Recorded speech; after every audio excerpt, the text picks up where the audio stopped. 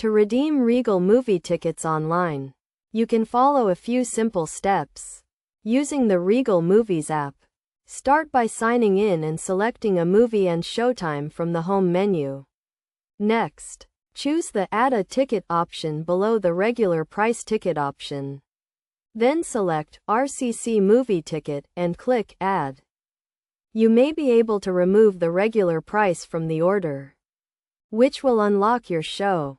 Alternatively, you can use a Regal ticket code by visiting the Regal website, signing in or creating a free account, and picking a date, theater, time, and ticket for the movie that awarded the code.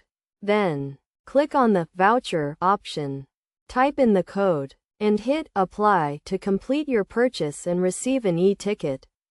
It's essential to note that Regal tickets can only be redeemed at a theater or kiosk, or through the Regal mobile app or website. They cannot be redeemed through any third-party website.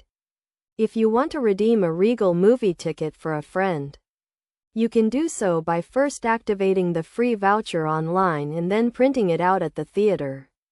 However, be aware that Regal prohibits reselling redeemed tickets, so discretion is advised when helping a friend use a free ticket.